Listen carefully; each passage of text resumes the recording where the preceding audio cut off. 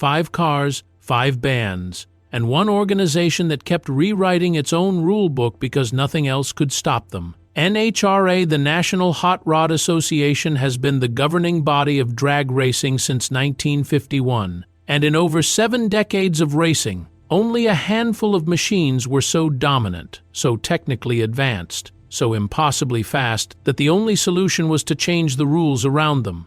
Not improve the competition, not build a better car, change the rules. In this video, you're going to find out exactly which cars triggered those emergency rule changes, what the official reason was, and what the real reason was. Because in most of these cases, they are not the same thing. And you're going to find out why the patterns behind these bans still shape how NHRA writes its rules today. 5 cars, ranked from controversial to the one that permanently killed an entire engine family. Let's start. Number 5, the 1990s. And the man they called the Professor. Warren Johnson did not look like a drag racer. He looked like an engineer because that's exactly what he was. Methodical, precise, obsessive about data in an era when most racers were still going on gut feel and experience. Johnson went on calculations, on dyno numbers, on physics. He started in pro stock in the early 1970s, and for the first several years he was competitive but not dominant. The weight brake system that NHRA used at the time kept shifting. Every time Johnson found an advantage, the rulebook moved the goalposts.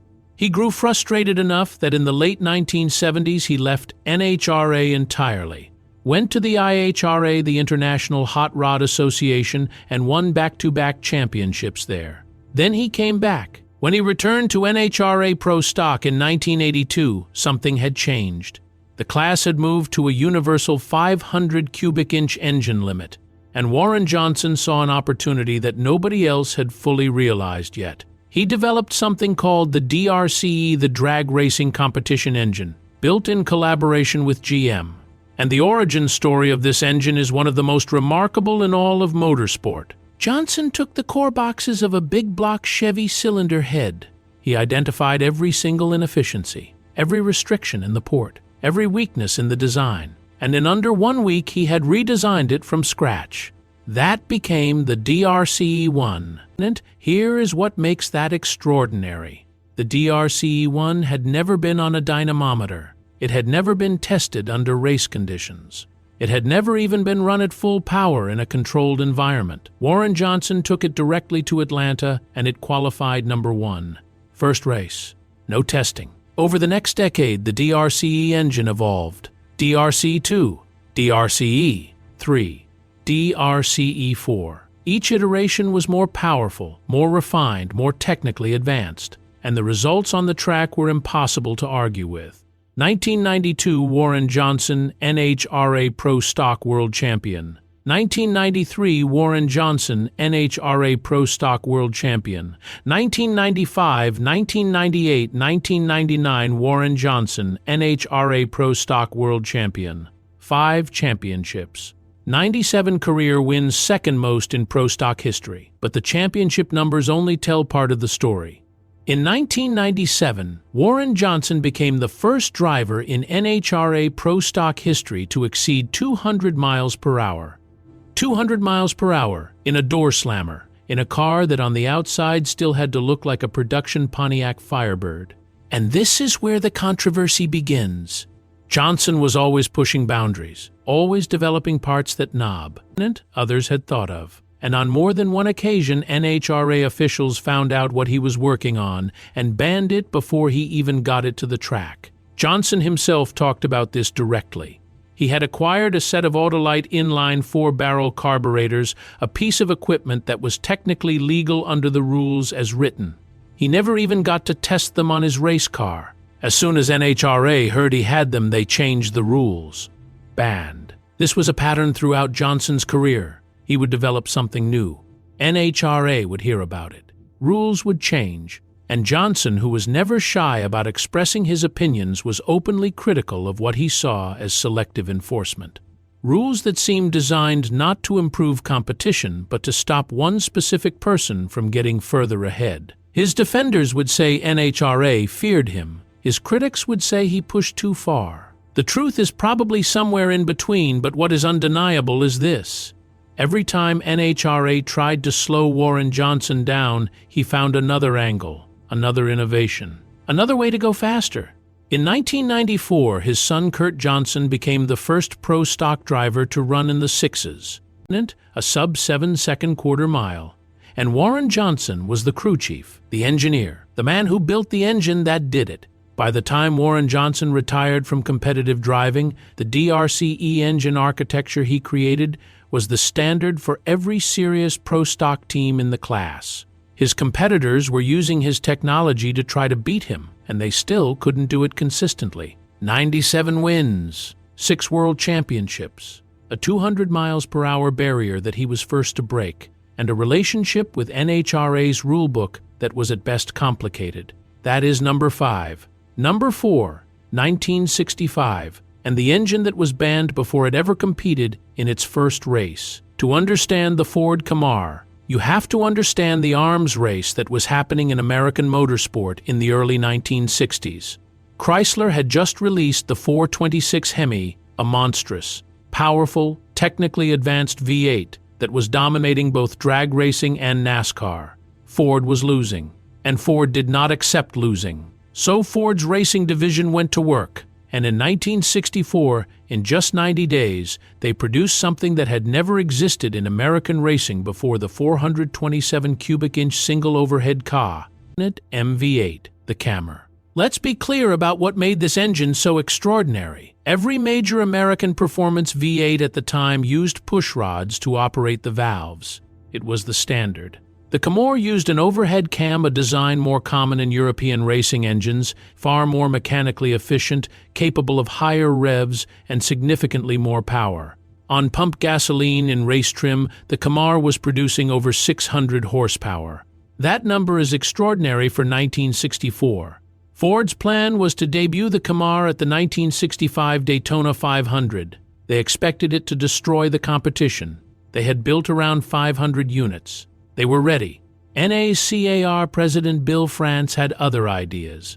On October 19, 1964, months before the first race, NASCAR announced a ban on what it called special racing engines. The Cammer was specifically targeted. France's official reasoning was that overhead cam engines deviated too far from NASCAR traditional pushrod V8 configuration. Many people in the racing community believed the real reason was political, that France was protecting Chrysler's foothold in the series, and that the Cammer would have been simply too dominant. Ford's response was to fight Hay lobbied throughout 1965. They argued the Cammer was based on a production block. They pushed for reinstatement. NASCAR offered a compromise in 1966. The Cammer could race, but only in full-size Galaxies, with a minimum weight that would have put it over 400 pounds heavier than a comparable Hemi car. Ford rejected it and walked away from NASCAR entirely. But Ford still had 500-plus Cammer engines and no race series to use them in. So they went to NHRA. The NHRA's factory experimental Class A/FX was the perfect home for the Cammer. This class welcomed advanced technology. It was specifically designed for factory-backed race cars that pushed beyond what production classes allowed. And in 1965, factory-backed Cammer-powered Mustangs and Mercury Comets entered the class, and as you might expect, immediately dominated. These were not street cars with engine swaps. These were purpose-built racing machines, fiberglass body panels to reduce weight, altered wheelbases to improve weight transfer, full race-tuned Cammer engines. Bill Lawton won both the NHRA Winter Nationals and the AHRA Winter Nationals in early 1966. Connie Kalitta used a Cammer to become the first driver to exceed 200 miles per hour at an AHRA national event in 1965.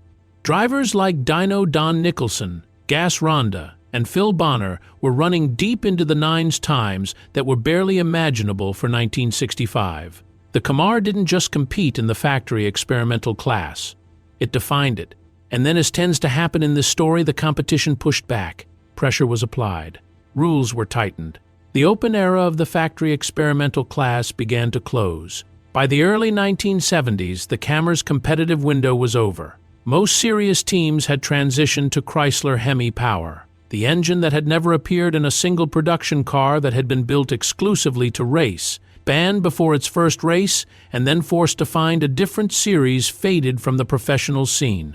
Today, an original, unmodified Ford 427's SOHC Cammer engine, if you can find one in race condition, is worth well over $200,000. Approximately 500 were built between 1964 and 1967. The vast majority went directly into racing. Decades of hard use mean surviving examples in good condition are genuinely rare. The Cammer is one of the great what-ifs of American motorsport. What would you do? Would have happened at the 1965 Daytona 500 if Bill France had said yes? Nobody knows. But the lap times from that era of NHRA drag racing give you a pretty clear idea. That is number 4. Number 3, 1971, and the car that didn't just get banned, it made every other car in its class obsolete. Permanently. Don Garlits, Big Daddy. If you know drag racing at all, you know that name. He is the single most important figure in the history of top fuel drag racing. 3 NHRA championships, 144 sanctioned event wins, a career spanning 4 decades. But none of that is why Swamprat 14 is on this list. To understand Swamprat 14, you have to understand what drag racing looked like in 1970. The dominant machine in top fuel was called a slingshot. It was a front-engine dragster, a long, narrow chassis with the engine mounted in the front and the driver sitting behind the rear axle. It looked spectacular. It sounded spectacular. It was also, as everyone in the sport quietly understood, genuinely dangerous. The engine was directly in front of the driver. If something failed, and in top fuel, running on nitromethane at maximum effort, things fail. Regularly the driver was directly in the path of whatever came apart. Engine explosions, supercharger failures, transmission failures, drivers were injured, drivers died. March 8, 1970, Lions Drag Strip, Long Beach, California.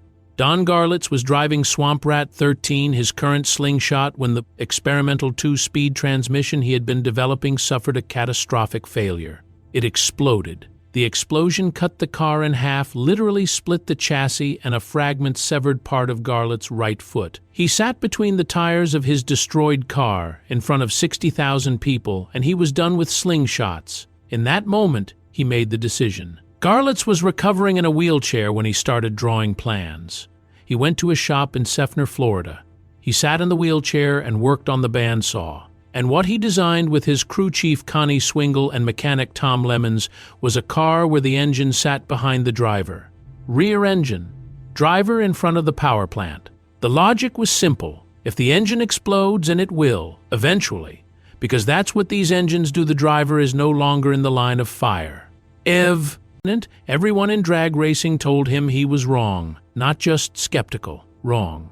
Experienced racers, engineers, team owners, the consensus was that a rear-engine top fuel car was aerodynamically unstable at speed, too difficult to steer, too unpredictable at the top end of the track. Several earlier attempts at rear-engine designs in the 1960s had ended badly. The idea had been tried and rejected. When Swamprat 14 was completed and brought to Lions Drag Strip for its debut exactly 1 year after the accident, the reaction from the other competitors was extraordinary. Drivers refused to line up next to it in qualifying, not because it was too fast, because they genuinely believed it was dangerous, that Garlits had lost perspective after his accident, that this machine was going to hurt someone. "He's crazy," was the consensus. "He's going to get himself killed." Garlits lost at Lions. The car was still developing. The steering was being refined. Sponsors were pressuring him to abandon the experiment. He didn't. 6 months later, the 1971 NHRA Winter Nationals, Pomona, California, the most prestigious event in drag racing. Don Garlits ran a series of 6.70-second pass at ease in Swamprat 14. He won the event. The effect was immediate and irreversible. The writing was on the wall and everyone could read it. If Don Garlits' crazy rear-engine car could win the Winter Nationals, then the front-engine slingshot was finished. Not in decline. Finished. The last top fuel win ever recorded by a front-engine slingshot dragster happened in August of 1972, just 14 months after the Winter Nationals. After that, they were gone. A design that had defined the sport for over a decade extinct. Now, was Swamprat 14 specifically banned? Not in the traditional sense. NHRA didn't write a rule outlawing rear-engine cars. What happened was more significant than a ban. The car made the existing design so obviously inferior that the entire field voluntarily converted within 2 years. And in doing so, it forced a complete rethinking of every safety regulation, chassis rule, and design standard in top fuel. The controversy wasn't can this car race. The controversy was that the car proved the entire direction of the sport had been wrong and that the people running the sport had been wrong with it. Don Garlits, from a wheelchair, designed the FUT. Year of top fuel drag racing, while everyone told him he was losing his mind. Swamprat 14 is currently on display at the Don Garlits Museum of Drag Racing in Ocala, Florida. Swamprat 33, a later car, is in the Smithsonian Institution's National Museum of American History in Washington, D.C., a Smithsonian curator. After watching Garlits win his final championship at age 54, walked up to him and said, "This is a national treasure." He was right. That is number 3. Number 2, 1972. And the man whose nickname was not an insult, it was a warning. Bill Jenkins was called grumpy because he had no patience for small talk, no interest in the social side of drag racing, no time for press photos or sponsor events unless absolutely necessary. He was interested in exactly 2 things: engines and winning. And in pro-stock drag racing in the early 1970s, he was better at both than anyone alive. Jenkins had been a legend in drag racing since the mid-1960s.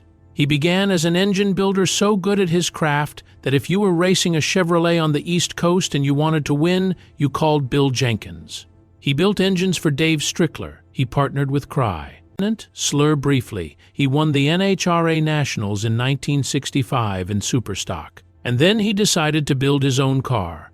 The first of the famous Grumpy's toys was a 1966 Chevy 2 with a 327 cubic inch engine. Jenkins had taken note of the fact that smaller displacement engines in lighter cars could exploit the weight per cubic inch rules to compete against much larger, more powerful combinations. He was right. He started winning. When NHRA created the Pro Stock class in 1970, Jenkins was ready. He was one of the primary voices that pushed for the creation of the class along with Ronnie Sox, Dino Don Nicholson, and Buddy Martin. And he drove Grumpy's Toy 4, a modified 1968 Camaro, to wins in the first 2 NHRA Pro Stock races ever held: the 1970 Winter Nationals and the 1970 Gator Nationals. Back-to-back victories in the first 2 races of a new class, with a car that Jenkins had engineered himself, in an engine combination he had developed entirely independently. Then Chrysler arrived. Sox and Martin, running a factory-backed Plymouth Hemi Cuda, began to dominate. Jenkins fell into a losing streak that lasted through 1971, and then 1972, and Grumpy's Toy X, the small block Chev, Y Vega. This car represented something that had never existed in Pro Stock before. Jenkins, who had formerly studied mechanical engineering at Cornell, though he left before completing his degree, designed the first Pro Stock tube chassis, not a modified production frame, a purpose-built racing chassis, lighter, stiffer, more precisely engineered than anything else in the class.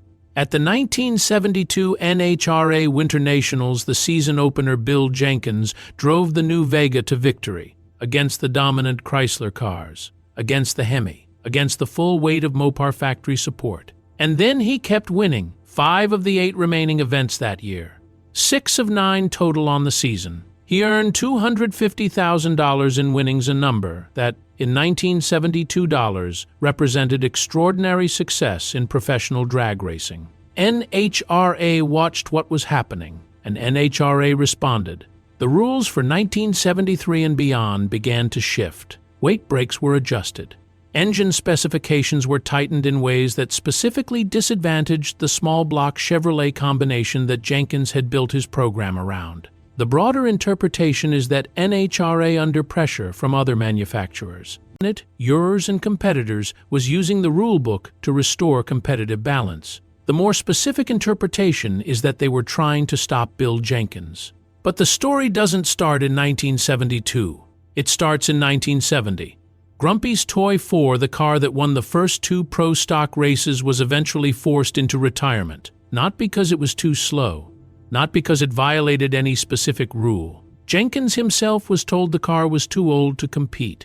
NHRA wanted the class to reflect newer production models. The authentic restoration of Grumpy's Toy 4 is one of drag racing's great preservation stories. Collectors Dale Carvender and Vicky Bala tracked the car to upstate New York, where it had changed hands multiple times since Jenkins sold it in 1974. The car's original owners had known what they kept the original components together. After Jenkins' death in 2012, the executor of his estate confirmed the car's authenticity. Today it is fully restored. And Grumpy's Toy 11, the 1974 Vega that Jenkins built after the championship run, introduced 2 innovations to Pro Stock that are still standard today. The first Pro Stock MacPherson strut front suspension and the first dry sump oiling system for drag racing. Jenkins designed them both. Bill Jenkins won 13 NHRA national events between 1965 and 1975. He recorded an extraordinary streak of 250 consecutive passes without missing a gear shift in an era when all of those shifts were manual. He was ranked 8th on NHRA's top 50 drivers of all time in 2001. He died in 2012 in Powley, Pennsylvania, at the age of 81. He never stopped working on engines. That is number 2. Number 1, the car that didn't just earn a ban. The car that caused NHRA to permanently eliminate the most powerful engine in Pro Stock history. 1971, the SOHC and Martin Plymouth Hemi Cuda. To understand why this car is number 1 on this list, you need to understand Ronnie SOHC. And you need to understand what a racing team achieving absolute dominance looks like, not just winning, but making the competition irrelevant. Ronnie SOHC began racing while still a teenager in North Carolina, where he would sneak his father's 1949 Oldsmobile out to local drag strips. His partnership with Buddy Martin was born out of Martin's frustration he kept racing SOHC and kept losing, so he proposed they take it and aim up instead. In doing so, they created one of the most iconic partnerships in the history of American motorsport. What made Ronnie SOHC unique was his ability with a manual transmission. In an era before automatic gearboxes were competitive, when the fastest cars still used 4-speed manuals, SOHC had a supernatural ability to find the exact shift point every time under race conditions, under pressure. His competitors and his teammates have said they have never seen anything like it before or since. By 1971, SOHC and Martin were running a factory-backed Plymouth Hemi Cuda. The 426 Hemi engine, which Chrysler had first introduced to the public in 1964, was in its most developed form. Aluminum cylinder heads, tunnel ram intake, transistorized ignition, an experimental camshaft, compression ratio over 13:1. The engine was built by Jake King, one of the finest engine builders of his generation.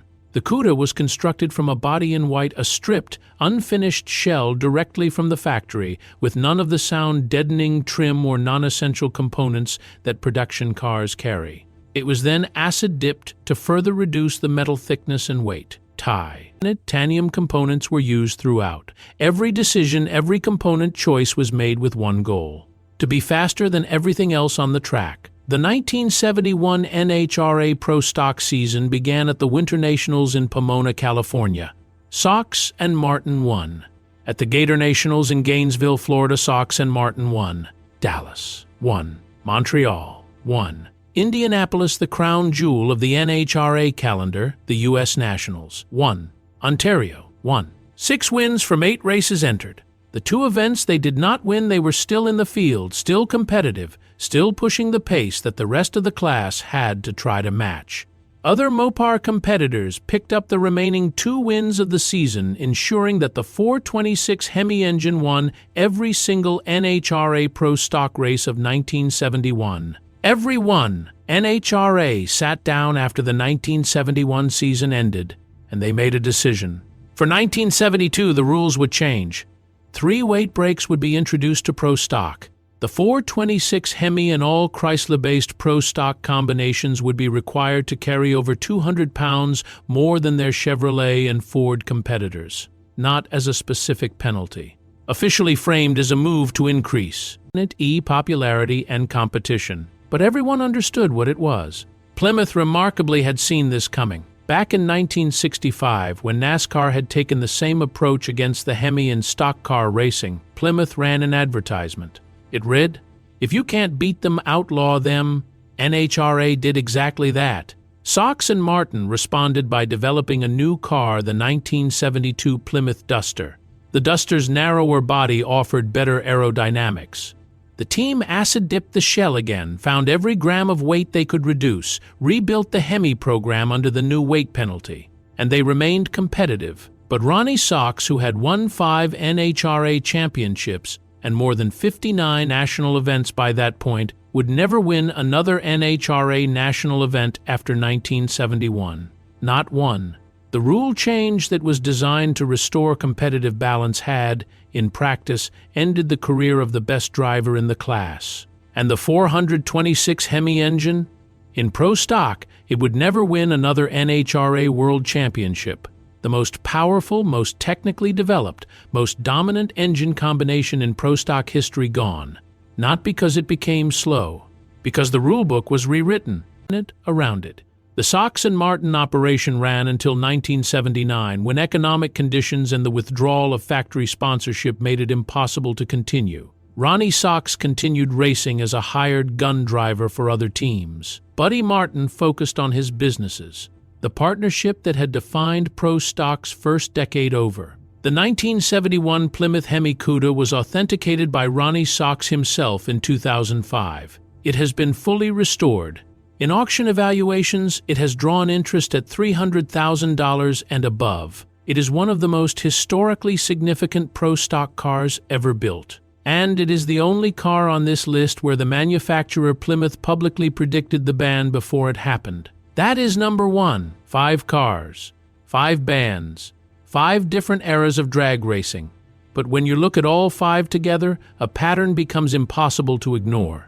Every single one of these cars was banned or had rules written against it, not because it was unsafe, not because it was illegal under the existing rules, but because the organizations responsible for running the sport could not find another way to make the competition competitive. Warren Johnson was so far ahead, technically, that NHRA banned his parts before he could use them. The Ford Camaro was banned by NASCAR before its first race before a single competitive lap. Swamprat 14 was so conceptually correct that it made every other car in its class obsolete within 2 years. Grumpy's toy forced rule rewrites that specifically disadvantaged the combination Jenkins had perfected. And the Hemi Cuda was so dominant that its entire engine family was penalized out of contention. Plymouth wrote it best in 1965, "If you can't beat them, outlaw them." That sentence is the real history of drag racing's most controversial bans. And the next time a sanctioning body announces a rule change to restore competitive balance, think about this list. Think about what that phrase has historically meant. If you made it to the end of this video, thank you. These stories deserve to be told in full. Comment below which car on this list do you think was treated most unfairly by NHRA? And if you want more deep dives into the cars, drivers, and controversies that shaped drag racing history, subscribe. There is a lot more coming.